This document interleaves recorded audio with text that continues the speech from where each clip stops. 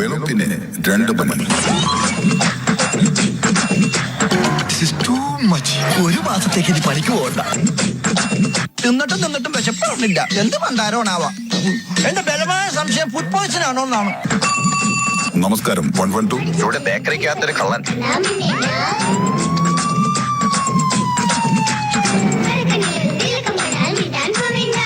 വെളുപ്പിന് 2:30.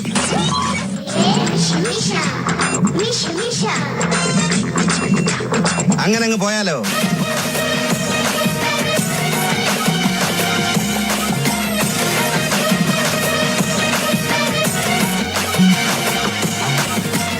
എന്തായാലും ഈ മോഷണത്തിലേക്ക് വന്നു കഴിഞ്ഞാൽ ഈ കോട്ടയം തിരുവാതിക്കലിലാണ് ഇത്തരത്തിൽ ഈ ആനന്ദമന്ദിര ബേക്കറി ഉള്ളത്. അതായത് കോട്ടയം തിരുവാതിക്കൽ നിന്ന് നാട്ടകത്തിലേക്ക് പോകുന്ന റോഡിൽ ആദ്യം ഇരിക്കുന്ന ബേക്കറിയാണ്. ഈ ബേക്കറിയോട് ചേർന്ന് തന്നെ ഒരു ബോർമയുണ്ട്.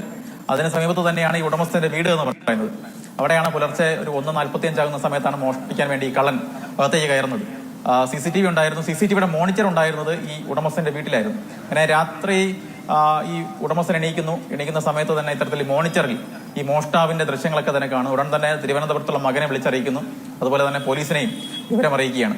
ഉടൻ തന്നെ വെസ്റ്റ് പോലീസിൽ നിന്നുള്ള പോലീസ് ഉദ്യോഗസ്ഥർ ഈ കടയിലേക്ക് എത്തുന്നു. ഈ മോഷണം നടത്തിയ പാലക്കാട് സ്വദേശിയാണ് 59 വയസ്സുള്ള പളനിസ്വാമി എന്ന് പറയുന്ന ബാലനെ അപ്പോൾ തന്നെ പിടികൂടുകയും ചെയ്യുന്നു. എന്തായാലും ഈ CCTV ദൃശ്യങ്ങൾ കുറെ ഭാഗങ്ങളുണ്ട്. കാരണം ഈ പല ഭാഗങ്ങൾ, അതായത് മോഷ്ടിക്കുന്ന സമയത്ത് തന്നെ ഇതിനകത്തുള്ള ഈ ബേക്കറിക്കകത്തുള്ള ഭക്ഷണങ്ങൾ എടുത്ത് കഴിക്കുന്നുണ്ട്, മണ്ണെടുത്ത് കഴിക്കുന്നുണ്ട്, സമൂസ എടുത്ത് കഴിക്കുന്നുണ്ട്. അങ്ങനെ ഉള്ള സാധനങ്ങളൊക്കെ തന്നെ ഇയാൾ എടുത്ത് കഴിക്കുന്നുണ്ട്.